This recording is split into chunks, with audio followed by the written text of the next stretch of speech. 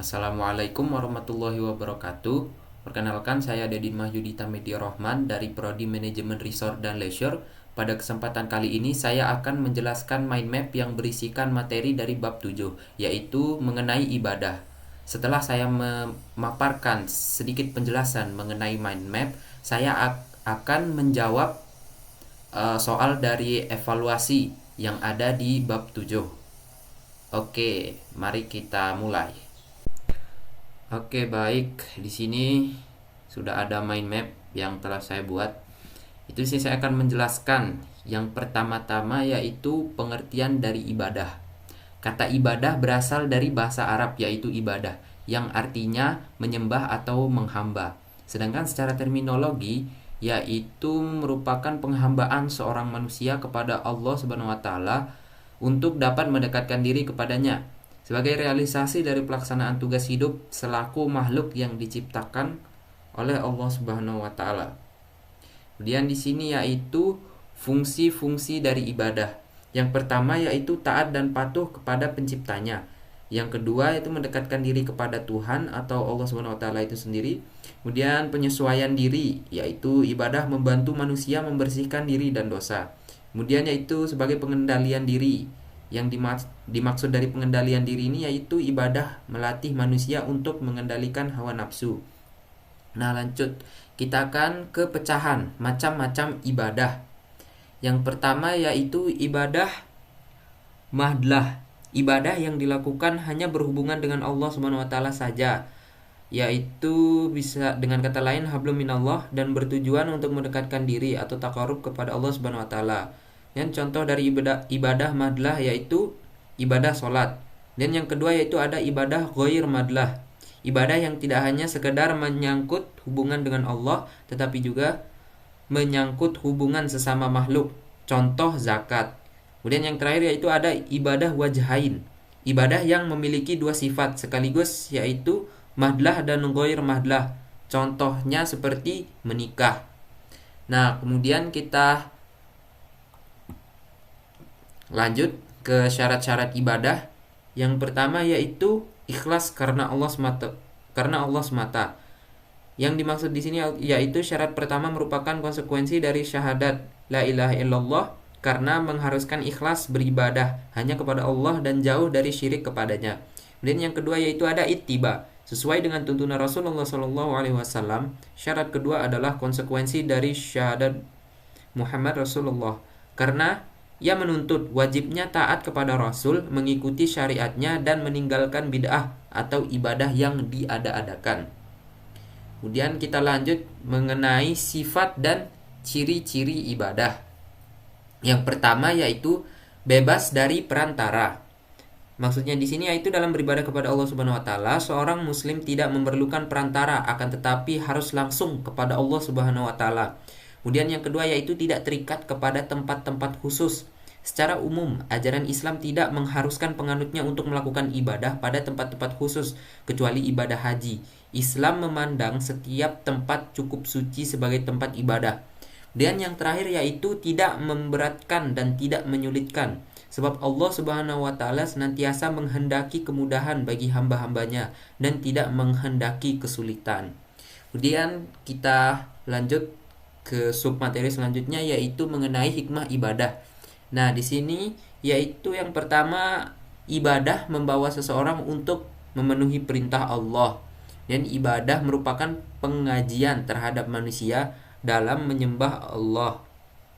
Kemudian yaitu ibadah bertujuan untuk menyembuhkan hati manusia menurut Al-Ghazali. Kemudian yang terakhir yaitu ibadah dapat menyembuhkan badan yang sakit. Contoh seperti gerakan sholat yang bermanfaat untuk kesehatan tubuh kita. Selanjutnya yaitu bentuk-bentuk peribadatan. Yang pertama yaitu sholat. Yang kedua yaitu saum atau berpuasa. Nah, saum menurut bahasa artinya menahan diri dari segala sesuatu, seperti menahan tidur, menahan berbicara, dan juga menahan makan. Sedangkan secara istilah, saum adalah menahan diri dari sesuatu yang membatalkan puasa, seperti makan, minum, bersetubuh, dan juga menjaga diri dari hawa nafsu yang dapat mengurangi nilai puasa tersebut, seperti berkata kotor dan berbuat hal yang keji. Nah, kemudian di sini yaitu zakat. Zakat secara bahasa berasal dari kata zaka yang berarti mensucikan. Secara istilah, syara atau syahid sabik mengartikan zakat sebagai nama atau sebutan dari sesuatu hak Allah Subhanahu wa taala yang dikeluarkan seseorang kepada fakir miskin. Kemudian yang keempat yaitu haji. Nah, makna dan tujuan haji. Haji secara bahasa artinya menyengaja sesuatu, sedangkan secara istilah syan yang dimaksud haji itu ialah menyengaja mengunjungi Ka'bah untuk melakukan beberapa amal ibadah dengan syarat-syarat yang tertentu. Hal ini wajib dikerjakan oleh orang muslim yang sanggup melakukannya di masa-masa tertentu dan tempat-tempat yang tertentu pula, yang harus dilakukan atas dasar karena Allah Subhanahu wa taala dan semata-mata mengharap ridha Allah. Nah, kemudian selanjutnya kita beralih ke evaluasi. Di sini ada 4 soal ya. Saya akan menjawab soal yang pertama dulu. Pertama itu jelaskan secara ringkas pengertian dan hakikat dari ibadah. Menurut beberapa sumber dan buku PAI, yang pertama itu pengertian ibadah dulu. Ibadah merupakan pengabdian diri kepada Allah sebagai Sang Khalik. Dalam bahasa, ibadah berarti merendahkan diri atau tunduk. Dan secara istilah atau syara, ibadah adalah suatu ketaatan yang dilakukan dan dilaksanakan sesuai perintahnya, merendahkan diri kepada Allah dengan kecintaan yang teratas serta mencakup atas segala apa yang Allah ridhoi, baik yang berupa akwal atau perkataan ataupun af'al atau perbuatan yang zahir atau batin.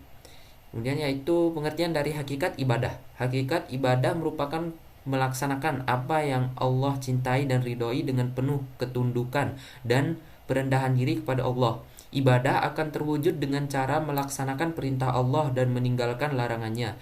Ibadah bukan hanya terbatas pada ritual seperti sholat, puasa, zakat, dan haji, tetapi juga mencakup perilaku positif seperti tolong-menolong, menepati janji, berbuat baik terhadap orang tua, dan lainnya. Nah, kemudian di sini yaitu soal nomor 2, jelaskan fungsi ibadah bagi manusia. Menurut beberapa sumber dan buku PAI, yang pertama yaitu meningkatkan kualitas komunikasi dengan Sang Pencipta atau Allah Subhanahu wa taala. Kemudian kedua, realisasi tanggung jawab sebagai khalifah dan hamba Allah. 3 yaitu meningkatkan derajat di mata Allah. Keempat, wujud syukur kepada Allah. Kelima, mencari ridha Allah. Keenam, menciptakan hubungan harmonis dengan Sang Pencipta atau Allah Subhanahu wa taala, dan yang terakhir yaitu pembersihan hati dan jiwa. Ibadah berfungsi untuk membersihkan hati dan jiwa manusia dari segala kotoran dan penyakit yang menghalanginya. Kemudian yaitu saya akan menjawab pertanyaan nomor 3. Jelaskan bentuk-bentuk peribadatan formal secara komprehensif. Yang pertama itu ibadah qalbiyah. Ibadah ini dilakukan melalui aktivitas akal dan hati. Contohnya adalah keyakinan akan adanya Allah Subhanahu wa taala, cinta kepada Tuhan, atau tafakur sebagai kontemplasi terhadap ciptaan Tuhan. Kemudian yang kedua yaitu ibadah qauliyah. Jenis ibadah ini dilakukan melalui kegiatan lisan, misalnya membaca Al-Qur'an, zikir, takbir, dan lainnya. Ketiga yaitu ibadah amaliyah, yaitu ibadah yang dilakukan dengan aktivitas anggota badan, contohnya termasuk sholat, puasa, dan gerakan haji. Kemudian yaitu ibadah ma'aliyah, yaitu jenis-jenis ibadah ini dilakukan oleh seorang hamba yang menyumbangkan hartanya, misalnya membayar zakat dan bersedekah. Selain itu ada juga ibadah yang berlandaskan rukun Islam, yaitu yang pertama 2 kalimat syahadat, sholat, puasa, zakat, dan haji. Dan di sini yaitu nomor 4 atau nomor yang terakhir, mengenai jelaskan tata cara ibadah sholat yang benar. Oke, yang pertama yaitu berwudu, kemudian kedua menghadap kiblat, takbiratul ihram, membaca doa iftitah, membaca surat Al-Fatihah, membaca sebagian ayat Al-Quran atau surat-surat pendek, kemudian ruku dengan tumakninah, i'tidal dengan tumakninah, sujud dengan tumakninah, duduk di antara 2 sujud, bersujud lagi dengan tumakninah, kemudian duduk tasyahud awal, duduk tasyahud akhir, dan yang terakhir yaitu mengucapkan salam. Jadi mengakhiri sholat dengan mengucapkan salam. Sekian untuk materi bab 7 pada kesempatan ini. Mohon maaf atas segala kekurangannya. Assalamualaikum warahmatullahi wabarakatuh.